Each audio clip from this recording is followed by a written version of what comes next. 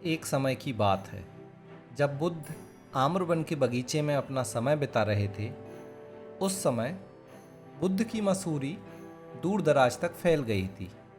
लोग अपनी परेशानियों और समस्याओं के समाधान के लिए दूर दराज से उनके पास आते थे। एक ऐसा दिन था जब बुद्ध लोगों को आम्रवन में उपदेश दे रहे थे। तभी एक 20-21 वर्ष के युवक के साथ एक मध्यवयस्क पुरुष बुद्ध की ओर आ रहे थे। जब वे उपदेश के स्थान पर पहुंचे तब बुद्ध ने एक नज़र देखा और उन्हें अपने पास बैठने का इशारा किया। जब प्रवचन समाप्त होता है और सभी लोग चले जाते हैं तब बुद्ध ने उस व्यक्ति को अपने पास बुलाया और उसे बैठने के लिए कहा। सब तरफ हरियाली थी, मौसम अच्छा था, विभिन्न पक्षियों की आवाज़ें गूंज रही थीं।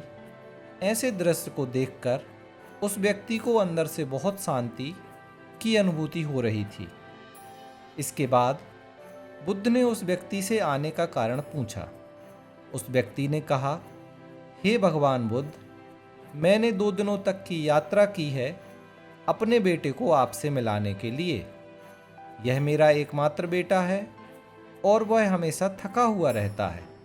ऐसा लगता है कि उसमें जीवन ही नहीं है। उसका स्वभाव भी बहुत चिड़चिड़ा हो गया है। अगर हम इसे कुछ कहते हैं तो यह हमारी छोटी छोटी बातों पर नाराज हो जाता है। भगवान, मेरे बेटे के बारे में मुझे बहुत चिंता हो रही है। जब मैं अपने बेटे को डॉक्टर के पास ले गया तो वहाँ से मुझे कुछ दवा दी गई और कहा कि अपने बेटे से कहें कि वह कम तनाव ले। वह अपने मन पर बहुत तनाव लेता है, इसलिए वह इस स्थिति में है। लेकिन बहुत कुछ तनाव के बारे में समझने पर भी मुझे तनाव का अर्थ समझ नहीं आया। मुझे नहीं पता कि तनाव क्या होता है, उसका कारण क्या है और उसे मेरे बेटे के मन से कैसे निकाला जाए। लेकिन मुझे इतना पता है कि पहले मुझे समझना होगा कि तनाव क्या है। इसलिए मैं आपके पास आया हूँ बुद्ध, कृपया मेरी समस्या का समाधान करें। इस बात को सुनकर बुद्ध ने उस व्यक्ति के बेटे को ध्यान से देखा, उसके चेहरे को, उसकी आँखों को अच्छे से देखा, फिर उसके हाथों की नब्ज को भी जांचा। इन सभी विधि के बाद बुद्ध ने उस आदमी को बताया कि कोई भी तनाव लेना नहीं चाहता, लेकिन फिर भी यह तनाव उस व्यक्ति के मन को एक दीमक की तरह पकड़ लेता है और व्यक्ति शायद यह भी नहीं जानता कि वह तनावग्रस्त हो चुका है। लेकिन अगर व्यक्ति तनाव के कारणों को अच्छी तरह समझ लेता है और तनाव के बारे में एक पैमाना बनाता है जिससे उसे पता चले कि वह कितना तनाव में है, तो वह इस समस्या का समाधान भी ढूंढ सकता है। सबसे पहले समझें कि तनाव क्या होता है। जब कोई व्यक्ति काम कर रहा हो लेकिन उसका मन ख्यालों में भटक रहा हो तो उसके शरीर और मन के बीच एक दूरी पैदा हो जाती है। जितनी अधिक यह दूरी होगी, व्यक्ति अचेत अवस्था में लंबे समय तक बना रहेगा और यह शरीर और मन के बीच के तनाव को ही स्ट्रेस कहा जाता है। जैसे किसी पसंदीदा खेल को खेलने के बाद व्यक्ति ऊर्जा और खुशी से भर जाता है, जबकि उसने अपने शरीर को उस खेल को खेलते समय थका दिया था। लेकिन समझने की बात यह है कि खेलते समय मन और शरीर पूरी तरह से खेल में समर्पित होते हैं। जब शरीर और मन के बीच कोई दूरी नहीं रहती तब कोई तनाव नहीं आता, और अगर मन में कोई तनाव होता भी है तो वह दूर हो जाता है। लेकिन उल्टे, जब हम कुछ ऐसा काम करते हैं जो हमें पसंद नहीं है, तब हमारा शरीर वह काम तो करता है लेकिन हमारा मन ख्यालात में दूसरी जगह घूम रहा होता है और इस वजह से शरीर और मन के बीच एक दूरी बन जाती है और यही दूरी तनाव उत्पन्न करती है। इसलिए किसी एक कार्य को एक ही समय में करना चाहिए और हमारे शरीर और मन की सभी शक्ति को उस एक कार्य को करने में लगाना चाहिए ताकि व्यक्ति के अंदर तनाव ना उत्पन्न हो। इसके बाद बुद्ध ने कहा कि तनाव उत्पन्न करने के 8 मुख्य कारण होते हैं और जो व्यक्ति इन 8 कारणों को समझ लेता है वह अपने जीवन के दौरान तनाव मुक्त रह सकता है। इन 8 कारणों में से पहला मुख्य कारण होता है अत्यधिक महत्वाकांक्षा या इच्छा रखना। महत्वाकांक्षा रखना अच्छी बात है, लेकिन क्या आपने ध्यान दिया है कि उस व्यक्ति के लक्ष्य कभी पूरे नहीं होते, क्योंकि एक लक्ष्य पूरा नहीं होने पर वह दूसरे की ओर दौड़ने लगता है। अगर दूसरा पूरा हो जाता है तो तीसरे की ओर दौड़ने लगता है और इसी तरह वह चक्कर लगाता रहता है अपने लक्ष्य को प्राप्त करने के लिए उसके जीवन में। इसलिए जो व्यक्ति अधिक महत्वाकांक्षी होता है, जो बड़े लक्ष्य निर्धारित करता है, वह कभी वर्तमान में नहीं रह सकता। उसका मन हमेशा भविष्य की योजनाएं बनाने में व्यस्त रहता है। उसका शरीर वर्तमान में रहता है, लेकिन उसका मन भविष्य में रहता है। जो मनुष्य अपने शरीर और मन के बीच दूरी बनाता है और वह एक तनावपूर्ण जीवन शुरू कर देता है। बुद्ध के मुख से यह सुनकर लड़के ने बुद्ध से कहा, इसका अर्थ है कि हमें लक्ष्य नहीं बनाना चाहिए, क्योंकि एक लक्ष्य निर्धारित करना भी महत्वाकांक्षा है। इस प्रसंग में बुद्ध ने कहा कि जीवन में एक लक्ष्य रखना गलत नहीं है, लेकिन समस्या तब उठती है जब उस लक्ष्य को प्राप्त करने के परिणाम पर हमारा संपूर्ण ध्यान केंद्रित हो जाता है और परिणामों की चिंता हम बहुत ज़्यादा करने लगते हैं। एक व्यक्ति को वर्तमान में रहना चाहिए, एक लक्ष्य निर्धारित करना चाहिए और उस लक्ष्य को प्राप्त करने के लिए कड़ी मेहनत करनी चाहिए। बुद्ध ने इसके आगे कहा, तनाव का दूसरा कारण है ईर्ष्या। जब एक व्यक्ति ईर्ष्या और जलन से भरा होता है तो उसका मन ईर्ष्या के कारण अंदर से सड़ जाता है। ईर्ष्या एक आंतरिक घाव है। एक व्यक्ति के शरीर के घाव भर सकते हैं, लेकिन मन के घाव कभी भर नहीं सकते। इसलिए किसी के प्रगति और खुशी से कभी भी ईर्ष्या नहीं करनी चाहिए, क्योंकि ईर्ष्या तनाव का कारण बनती है।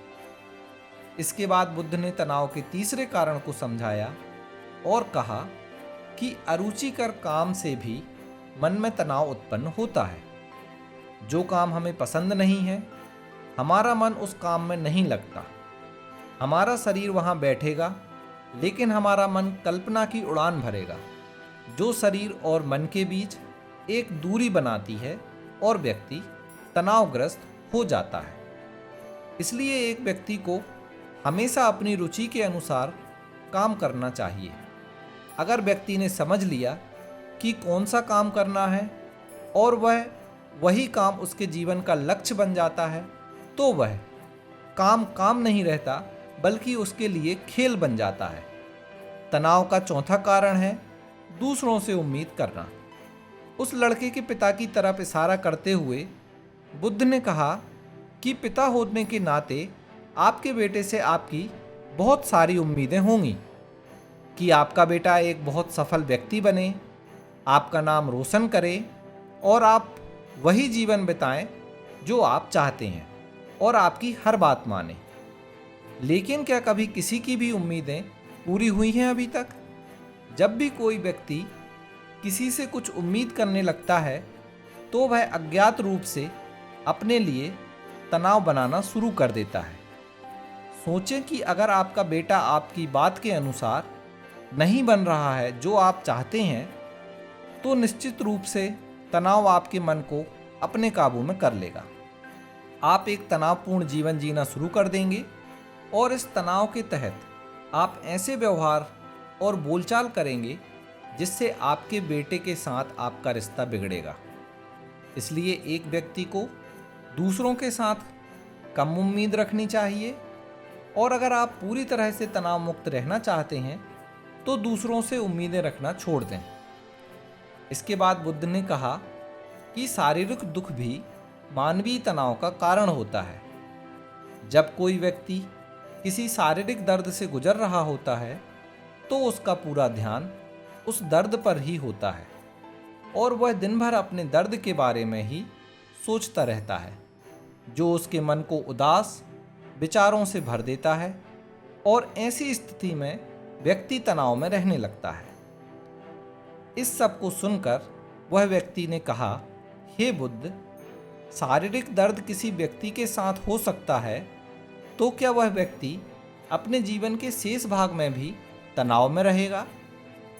इसका जवाब देते हुए बुद्ध ने कहा कि मानव जाति को समझना चाहिए कि हमारा जीवन दुखों का आधार है। जब तक हमारा जीवन चलता है, दुख दर्द आते हैं, बीमारियां आती हैं और अंत में मौत भी आती है। इसलिए बीमारियां मानव जीवन का अभिन्न हिस्सा है। कोई भी इससे बच नहीं सकता।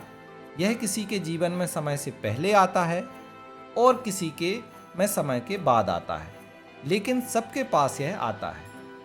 व्यायाम और स्वस्थ जीवन शैली को अपने जीवन में स्थान देना चाहिए ताकि आपका शरीर दीर्घकाल तक स्वस्थ रहकर ठीक से काम कर सके।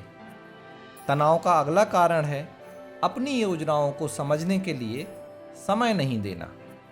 कुछ लोगों को मन में एक विचार आया तो वे बिना सोचे समझे काम पर आ गए, और जब उन्हें उस काम करने में असफलता मिली तो वह तनाव से भर जाते हैं, क्योंकि उन्होंने उस काम के बारे में पूरी जानकारी इकट्ठा करने से पहले ही उसे शुरू कर दिया था। किसी भी काम की शुरुआत से पहले एक व्यक्ति को उसके अच्छे और बुरे परिणामों पर ध्यान से सोचना चाहिए। एक व्यक्ति को यह भी अच्छी तरह से सोचना चाहिए कि यदि योजना सफल नहीं होती तो इसके बाद मैं क्या करूंगा। इसलिए अपनी योजनाओं को समझने के लिए पूरा समय देना चाहिए ताकि बाद में वही योजना तनाव नहीं पैदा करे। टालना तनाव का 7वां सबसे बड़ा कारण है। आपने यह कहावत सुनी होगी कि आलस्य मनुष्य का सबसे बड़ा दुश्मन है।